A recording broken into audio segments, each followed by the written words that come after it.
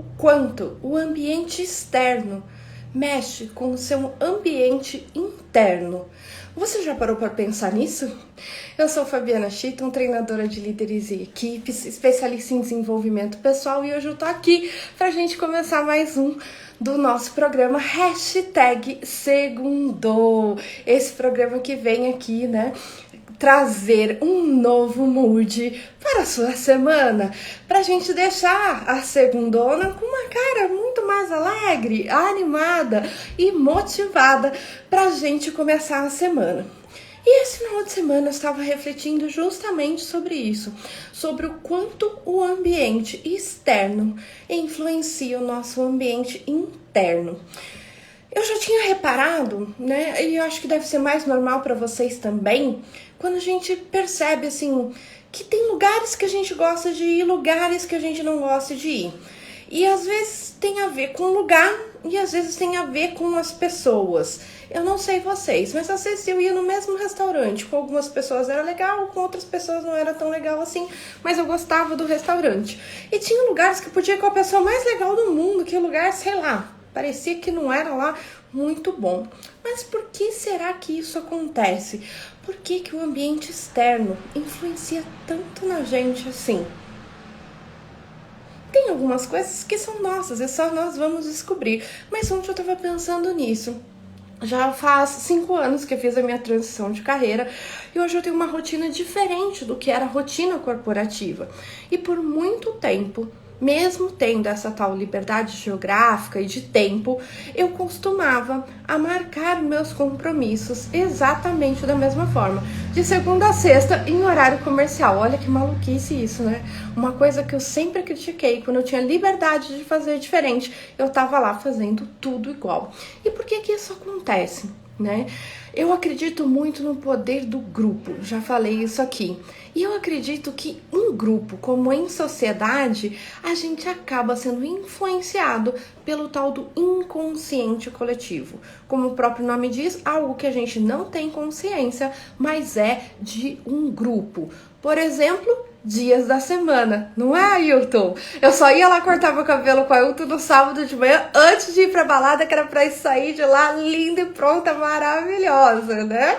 Tô precisando marcar outro sábado com você, mas aí a culpa não é minha, porque você só tem o sábado pra mim, e olha lá quando a gente consegue, né? Mas então, gente, e por que eu tô falando isso? Ontem eu fui caminhar, né? E essa foi a minha primeira semana de recorde, gente. Eu consegui caminhar os 7 dias da semana, né? E eu criei o hábito de me observar. Tem dias que eu tava mais animada, dia que eu tava menos animada. E é engraçado, porque não era só o meu movimento, era o movimento da cidade, né? Então eu ia para o mesmo lugar, caminhar no mesmo horário e de acordo com a dinâmica da semana, ele também me influenciava, porque tinha uma coisa diferente, né? E no domingo tava um dia de sol, né? E tudo parecia que andava mais devagar no domingo, né? Hoje eu fui fazer minha caminhada em plena segunda-feira, né? Tava mesmo assim, digamos, o mesmo clima, né, de dia, mas eu sentia um acelerar, né, um acelerado, né, porque a cidade tem, e eu fiquei me questionando nisso, né, se eu tenho tanta liberdade agora de tempo e de horário, por que que eu ainda continuo reservando o domingo para algumas das atividades, para o meu dia de beleza, para o dia onde eu faço as coisas com mais tranquilidade, né, e eu comecei a me perguntar sobre isso, e aí o que que eu reparei?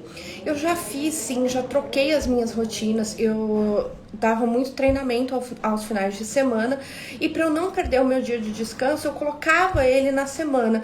Mas por incrível que pareça, gente, é diferente. A semana tem um outro movimento, a vida tem um outro movimento. E eu me lembro quando foi a primeira vez que eu percebi isso, gente, foi muito engraçado, eu não esqueço. Eu tava fazendo mestrado, um período bem complicado assim da minha vida, bem movimentado, né? E eu saí e já fazia ali 4 anos que eu tava trabalhando no corporativo, então aquele movimento sempre, né, lá das 8 às 5, fazendo faculdade à noite, então eu praticamente não via a semana passar. E aí um belo dia eu tive que consegui, né, um tempo, negociei com o meu gestor para resolver alguma coisa do mestrado que eu precisava na parte da tarde. E eu lembro que eu saí naquela correria, no piloto automático, né? E aí, de repente, eu tava andando na universidade, assim, em plena, sei lá, terça-feira à tarde, né? E aí eu lembro que eu tive uma sensação, assim, de ver as pessoas andando, de ver a faculdade com vida, né? E eu lembro que me veio uma frase assim na semana: existe vida das 8 às 5. Gente, é surreal isso, mas por quê? Eu tava tão imersa naquele dia, né, do escritório, de estar todo mundo num lugar fechado, horário para entrar, horário para almoçar, que pra mim, inconscientemente, era como se a vida parasse lá fora das 8 às 5, né? E eu lembro que eu senti, não foi só perceber, eu senti uma sensação diferente de estar caminhando, né, num dia de semana na faculdade, caminhando num dia de final de semana, né, ou à noite, enfim, né. Mas Fabi, por que você tá trazendo esse assunto aí, né? Porque, gente, quem aqui... Só de saber que é segunda-feira, que eu já tive essa fase, eu levanto a minha mão primeiro, só de saber que amanhã era segunda-feira, já dava um negócio aqui, o humor já ia mudando. Quando a gente abre o olho, é segunda-feira, às vezes já parece que tudo fica já mais pesado. E aí, quando é feriado numa segunda-feira, por exemplo, né? É a mesma segunda-feira, mas a gente acorda diferente, né? E mesmo quando é a terça-feira, que é o primeiro dia da semana pós-feriado, a gente diz o quê? Nossa, essa terça está com uma cara de segunda-feira, né, gente? Coitada da nossa segunda-feira, ganhou aí a cor cinza, né, Júlia? Ganhou a cor cinza, assim, segunda-feira é segunda-feira. E o que acontece? Essas são coisas do nosso cotidiano que a gente nem sequer se dá conta, né, dessas percepções. Mas o que acontece? O nosso cérebro ele vai se acostumando com alguns modus operantes. E o caso do modus operandi do segunda-feira, ele vai criando hábitos, né, na nossa rotina, né? Aí a Júlia falou que adora segunda-feira. Eu ainda tô trabalhando isso, Júlia. Acho que ainda tem alguns resquícios aqui, porque dá uma mudança, mas já não tenho mais tanto assim. E foi por isso que escolhi fazer o hashtag Segundou, porque ele é primeiro de tudo pra mim, pra eu já elevar aí o ritmo, né? Pegar o bonde aí já numa outra energia, né? E por que eu tô falando isso? A gente acostuma a sofrer as influências do ambiente e sem se dar conta, né? E aí depois eu aprendi que o tema para isso, né, é inconsciente coletivo, que é algo que a gente faz sem consciência e que já faz parte, já está condensado, né, num coletivo. Né? Aí fazendo um parênteses, por isso que dizem que o poder da oração, o poder do grupo, tudo que acontece em grupo, ele emana, né, e ressoa com mais efetividade, né? E aí também me lembrei ontem, agora lá vou eu entregar, né, minha idade aí. Tava lembrando do Orkut, gente, que é do tempo do Orkut, que a comunidade, né, que tinha mais membros na época, né, era o Eu Odeio Segunda-feira. Então isso é um baita inconsciente coletivo. E como eu falei, esse mês de janeiro eu vou trabalhar com vocês metas, né? Metas, mas tá falando de inconsciente coletivo, o que o externo, né, tem a ver com o meu interno. Quem esteve comigo na quarta-feira no hashtag não, esqueci, não tem hashtag. Quem esteve comigo no Na Quarta com a Fabi, que a gente falou sobre sendo smart com as suas metas, né? Como ser esperto na hora de fazer as suas metas. E o que acontece? O que o inconsciente coletivo tem a ver com as minhas metas? Como eu falei, a gente vai padronizando, né? Sexta-feira é dia de happy hour, sábado é dia de arrumar a casa e domingo é dia de fazer nada e segunda-feira é dia de reclamar que tá cansado e que a semana vai começar, né? E isso vão criando o quê? Hábitos, modelos, coisas que começam a se repetir. E aí o que acontece? Chega a hora da gente olhar pra gente, da gente fazer as nossas metas. E aí qual é o risco que a gente corre se a gente não estiver presente com a gente? É a gente fazer metas que já fazem parte do inconsciente coletivo. que é isso? Metas do inconsciente coletivo, ou eu chamo de metas do piloto automático. Emagrecer é a maior meta, na minha opinião, do piloto automático.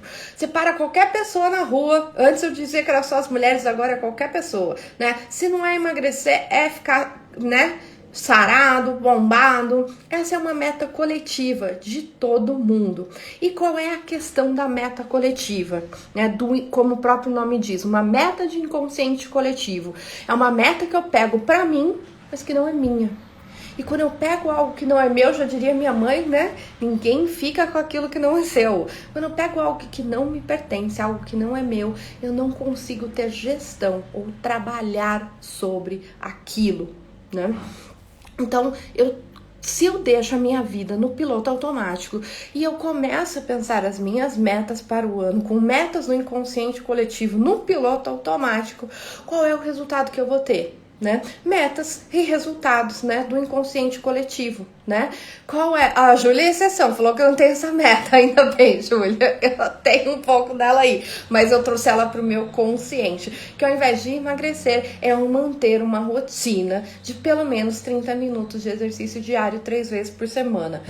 Alguns podem pensar, ai, Fabi, que meta menos desafiadora. Gente, parece fácil, né? Como diz aquela musiquinha, parece fácil, mas é difícil, né? Mais um dia aprenderá. Pois é, eu já percebi que para eu ter constância, para eu ter, né, tirar esse piloto automático, é melhor que eu me comprometa com 30 minutos de exercício físico 3 vezes por semana e cumpra isso à risca, né, do que eu colocar uma meta aí de 5 dias de ir à academia por 1 hora e eu fazer isso no primeiro mês e largar tudo pelo caminho. Então, percebe? Eu saí do meu inconsciente coletivo, porque se eu fosse no meu inconsciente coletivo, a minha meta era ser pelo menos, né, 5 dias na semana, 1 hora, alguma coisa assim. E eu tive que adaptar essa meta pra mim, porque afinal ela é minha, só eu sei da minha rotina, só eu sei das minhas dificuldades e só eu sei do que eu preciso. E mais ainda, eu descobri que mais do que fazer é quebrar o hábito de não fazer, né, gente? Melhor do que, né, deixar as coisas pelo caminho é fazer algo um pouco menor, mas que eu quebre o hábito de começar a desistir, começar a desistir, começar a desistir. Então, o quanto que o ambiente onde você frequenta, seja o seu trabalho, a sua comunidade religiosa, a sua cidade, a sua família, quais são as metas do inconsciente coletivo que você colocou aí, ou arrisco a dizer, que vem colocando na sua planilha de metas anuais, que faz com que você se sinta frustrado todo ano por colocar essa meta e mais uma vez não cumpri-las. Fabi, tudo bem, mas como é que eu faço para descobrir se eu tenho uma meta de inconsciente coletivo, né? Primeiro, aquela meta, ela sai da sua boca como se fosse, sei lá, uma placa de trânsito. Você lê porque tá ali na sua frente. Não ressoa com você.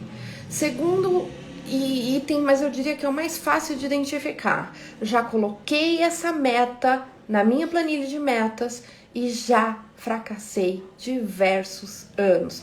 Percebe? Quando eu tenho uma meta do emagrecer e eu tô há 5 anos colocando essa meta como eu já estive, né? Na minha planilha não, porque eu não tinha planilhas. Na minha cabeça fantasiosa de metas, o que acontecia? Eu vou ensinando pro meu cérebro que emagrecer é um desejo, mas que eu não consigo realizar. Porque todo ano eu falho. Todo ano eu coloco, todo ano eu falho. E qual é o problema? É continuar colocando, sem fazer nada para mudar os resultados. Porque das duas, uma, ou essa meta não é para você, ou você não está mensurando essa meta, né, de forma que ela seja atingível. Então eu quero deixar para você essa reflexão.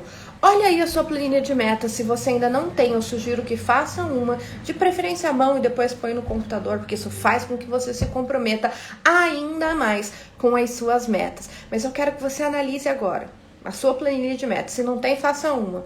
E veja e pergunte-se verdadeiramente: essa meta é minha ou essa é uma meta que eu coloquei de tanto que eu ouço? Emagrecer, ser mais saudável, arrumar um parceiro, ganhar dinheiro, trocar de carro, trocar de casa, né? Ser feliz, né? E são metas que às vezes não tem a ver com você. E ainda que ela tenha a ver com você, coloque o seu tempero nessa meta. Deixe ela mais claro para que ela verdadeiramente faça sentido para você. Então eu vou deixar aqui uma frase para sua reflexão ao longo da semana, né? Não existe meta não alcançável. Existe meta mal mensurada.